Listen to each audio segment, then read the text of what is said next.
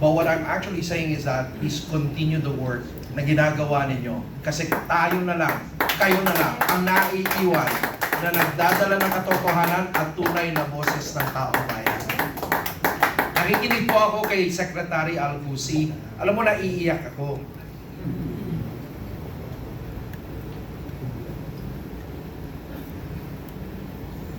And those are tales that are not just tales, but stories that are really authentic. But what reflects is tama yung hinala ko about the kind of leadership na meron si Tatay Digong. Totoo nga, tatay nga siya. It was a leadership that has the Father's heart. And it's also the kind of leadership today that we don't have. That's why the whole nation is acting like an orphan, groping in the dark, trying to survive. And, you know, kung tatay ka kasi, dadating ka sa punto, gaya ng sinabi kanina ni Secretary, I'm just reflecting on that. Dadating sa punto yung tatay, kasi tatay din ako yun, na gusto mo, yung anak mo, will be able to stand on their own 2 feet pagdating ng panahon. That's why ayaw mong ikaw lang lagi, yung nasa gitna. I-perpetuate yung control mo lagi. You don't want to do that if you're a father, right? And that's exactly what we saw with the leadership of Tatay Digong. Pero sana naman, maintindihan natin, nasa panahon ngayon po, nananawagan ako sa lahat ng kababayan, huwag na po tayong sumigaw at manawagan na sana dumating si Tatay Digong para salbahin tayo. Gusto nating sana makauwi siya, hindi para salbahin tayo, ngunit gusto natin makauwi siya para makita na lahat ng ginawa niya, lahat ng pakikipaglaban niya, nagkaroon ng totoong prutas, which are actually sons and daughters today who are able to stand on their own 2 feet and fight the way he did. Thank you. Very well said, Karab. Alam mo, nakakaiyak. Alam mo kung bakit? Hindi po palaki yung pagiging kaunti. Hanggat may naninindigan, may pag-asa ang bayan. And moving forward po, of course, I'd like to take advantage of this opportunity to thank all of you, our beloved vloggers. Totoo po yung sinabi ni Karab. Saksi po siya. Siya po yung mga unang episode na kasama natin dito.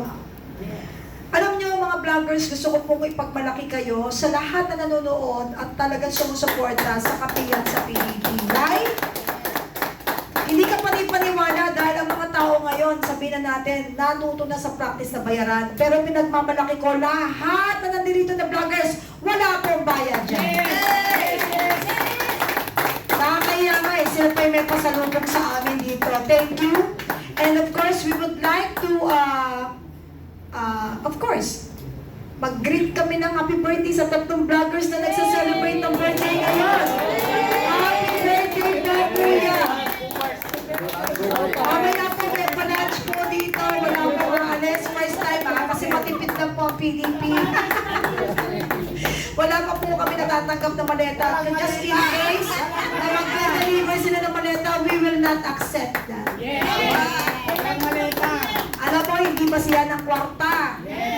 Para tayo ay magkaroon ng tunay na pagbabago dahil ang kwarta na uubos pag nabuking ka pa, bulilyaso ka, tapos ka.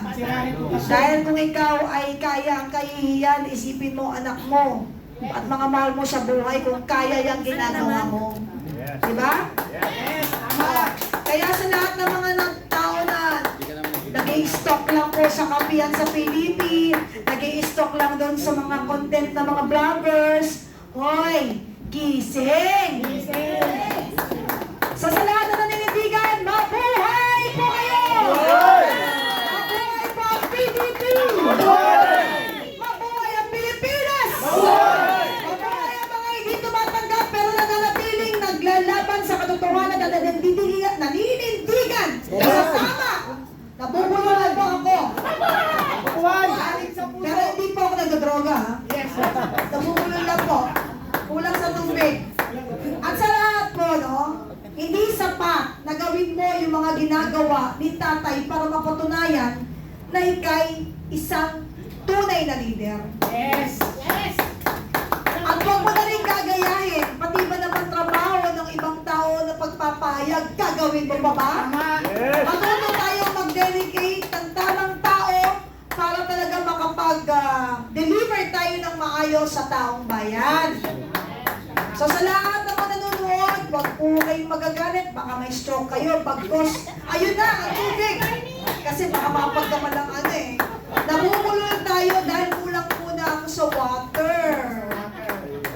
So sa lahat po na nanonood, sumusuporta, wag po kayo susuko dahil habang may buhay, may pag-asa. At habang may vloggers na hindi nalulula sa maleta, malaking pag-asa meron naman sa Pilipinas. So muli, sa susunod na episode, abangan po natin, Kita Kids, at maraming salamat. Attorney, meron pa? Wala na? Meron. Sige, Konti-konti lang. sige, ituloy mo, Attorney. Well, number one, paalala ko lang, when Mayor Mike stood up, for Tatay Digong nung nagbigay mo siya ng permit, para dito sa People's Initiative. After ho mabalitaan na nagbigay siya ng permit, siya po ay inasuhan na at biglang sinuspend as mayor. Pero nandito ho siya, sabi niya, hindi niya iiwanan si Tatay Digong. Secretary Ann, patuloy na nagserbisyo sa mamamayang Pilipino, lalo na ho noong time ng COVID. Secretary, Yusek Evangelista, pagdating sa food security natin. Isa lang ho ang ipapaalala ko sa atin na sinasabi ni Tatay Digong, do not forget your role. Ano ang iyong papel sa buhay?